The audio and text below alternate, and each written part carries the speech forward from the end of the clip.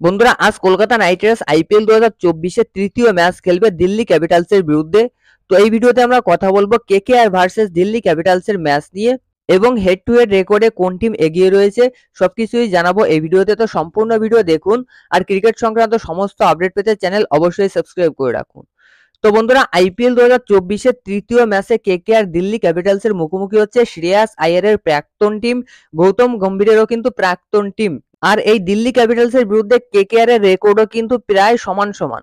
অর্থাৎ দিল্লি ক্যাপিটালস এবং কেকেআর এর হেড টু হেড রেকর্ড দেখলে আপনারা বুঝতে পারবেন খুব একটা ডিফারেন্স কিন্তু নেই। টোটাল 32টা ম্যাচ দিল্লি ক্যাপিটালস এবং কলকাতা নাইট রাইডার্স খেলেছে, যার ভিতর 16টা ম্যাচ জিতেছে কেকেআর এবং 15টা ম্যাচ জিতেছে দিল্লি ক্যাপিটালস। একটা ম্যাচে নো রেজাল্ট হয়েছে।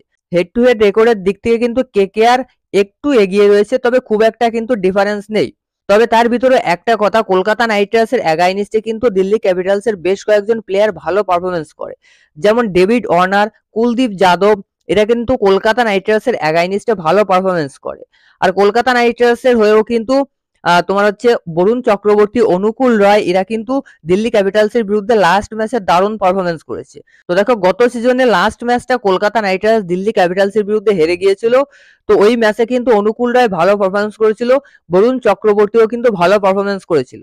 তো এই মুহূর্তে দিল্লি ক্যাপিটালসের স্কোয়াডে কিন্তু যেসব প্লেয়াররা রয়েছে প্রত্যেকেই ভালো প্লেয়ার।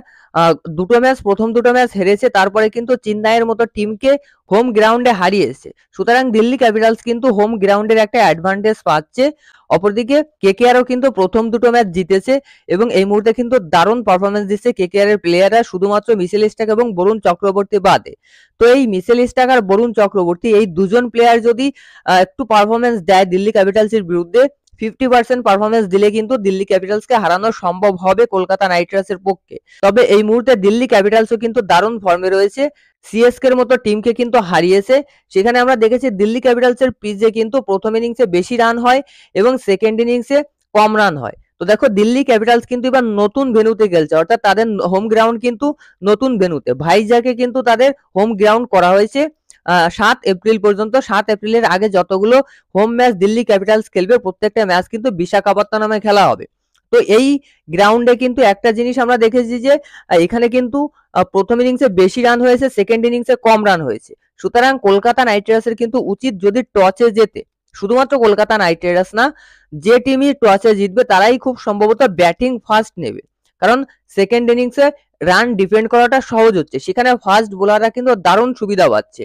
তো কলকাতা নাইট রাইডার্সেও কিন্তু ভালো ফাস্ট বোলার রয়েছে। হর্ষিত রানা দারুণ বল করছে, আন্দ্রে রাসেলও দারুণ বল করছে।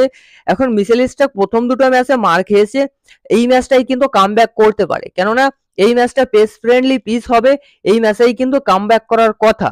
বরুণ চক্রবর্তী খুব একটা পারফরমেন্স করতে পারছে না, তবে দেখো বরুণ চক্রবর্তীর পরিবর্তে কিন্তু একজন নতুন প্লেয়ার কেকেআর খেলাতে পারে, সেটা শ্রেয়াস শর্মা হতে পারে।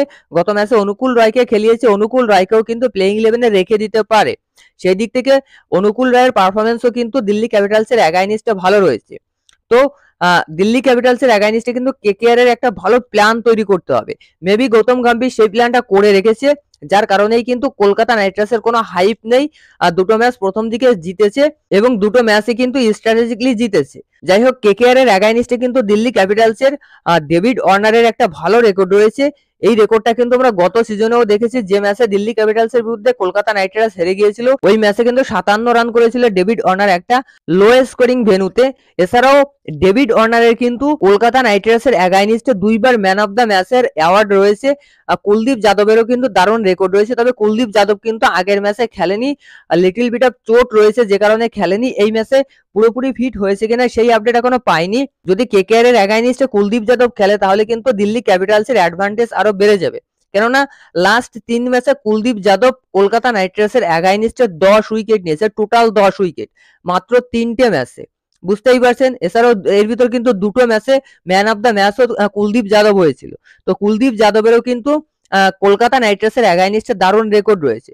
তবে দিল্লি ক্যাপিটালসের সব ব্যাটার্সরা কিন্তু খুব একটা ভালো পারফরমেন্স করছে না, যেমন Mitchell Marsh as a allrounder খেলছে, তবে 3টে ম্যাচ দেখলাম, 3টে ম্যাচে কিন্তু হাই ক্লাস পারফরমেন্স একটা ম্যাচেও করতে পারেনি মিচেল মার্শ। প্রত্যেক ম্যাচেই কিন্তু মিচেল মার্শ বড় শট খেলতে গিয়ে 20-25 রান করে আউট হয়ে যাচ্ছে, এরকম পজিশনে গিয়ে কিন্তু আউট হয়ে যাচ্ছে, রানটাকে কিন্তু বড় ইনিংসে তৈরি করতে পারছে না। সুতরাং দিল্লি ক্যাপিটালসের কিন্তু মেইন যে ব্যাটসম্যানরা খেলবে তাদের ভিতর রয়েছে Rishabh Pant, David Warner, Prithvi Shah, Mitchell Marsh, তারপর ক্রিস্টান স্টুপস। এরাই কিন্তু মেইন প্লেয়ার হিসেবে খেলবে as a batsman, main batsman হিসেবে। তো এই ব্যাটসম্যান গুলোকে সামলাতে পারলেই কিন্তু কলকাতা নাইট রাইডার্স ম্যাচটাই এগিয়ে থাকবে। তো আপনাদের কি মনে হচ্ছে, কলকাতা নাইট রাইডার্স নাকি দিল্লি ক্যাপিটালস, কোন টিম জিতবে? কমেন্টে জানান। ভিডিও ভালো লাগলে অবশ্যই লাইক করুন।